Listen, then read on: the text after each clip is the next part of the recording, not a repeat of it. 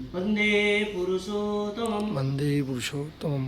आज हम परम प्रेममय श्री श्री ठाकुर अनुकूल चंद्र जी के एक दिव्य लीला कहानी आलोचना करेंगे। शीर्षक है प्रथम निवेदन और ये प्रिय परम किताब से लिया गया है।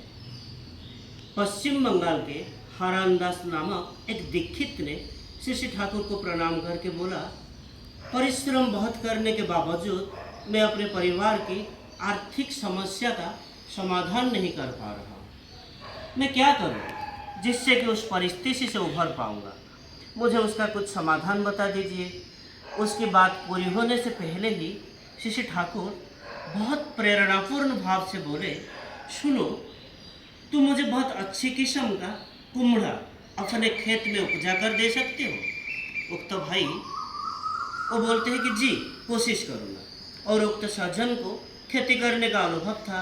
वो घर लौटकर कुम्हड़ा के अच्छी किस्म का बीज संग्रह करके श्री ठाकुर के आशीर्वाद से उसकी खेती करने लगा और उसी वर्ष उसके खेत में कुम्हड़े की बहुत अच्छी फसल हुई। और उक्त सज्जन खेत में अपने कुम्हड़े में से कई अच्छे अच्छे कुम्हड़े को तोड़कर सर्वप्रथम श्री ठाकुर भोग के लिए देवघर लेकर आए। श्री ठाकुर उसका भक्तिभाव देखकर बहुत प्रसन्न हुए और बोले, बाकी खेत में उपजे कुम्हड़े को बाजार में बेचकर अपने परिवार का पालन पोषण करना। और इसी तरह उक्त सज्जन विभिन्न तरह की सब्जी और अनाज की खेती का प्रथम अंश श्री ठाकुर के भोग के लिए नियमित लेकर लगाने लगा। देखते देखते और उसकी आर्थिक अवस्था में अद्भुतपूर्ण परिवर्तन हो गया। ऐसा और एक लीला कहानी है जो कथा निर्झर से लिया गया है। एक बार काली मित्रदा पूछते हैं, श्री ठाकुर आप मुझे आशीर्वाद दें जिससे हमारी आंखें खुल जाए। श्री ठाकुर हंसते हुए बोलते हैं, ये आशीर्वाद क्या होता है? अरे मैं भी तो उसके लिए लालायित हूँ, पर मेरी बातों को सिर्फ फिलोसॉफिकली या दार्शनिक भाव से और इंटेलेक्चुअली बुद्धिगत भाव से वो समझने से काम नहीं होगा।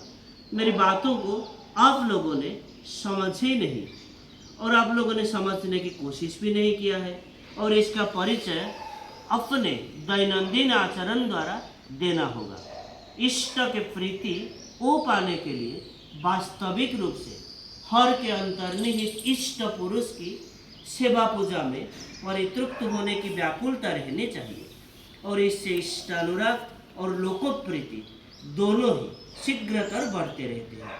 कुछ करो भी तो प्यारे, करो ना, अपने को इस काम में लगाए और इसे लगाए रखने पर तुम्हें पता चलेगा कि परमपिता की दया बाढ़ की तरह तुम्हारी ओर बढ़ती आ रही है। ये कथा निर्झर किताब से लिया गया है। तो आज के लिए इतना ही। वंदे पुरुषोत्तम। वंदे पुरुषोत्तम। जय।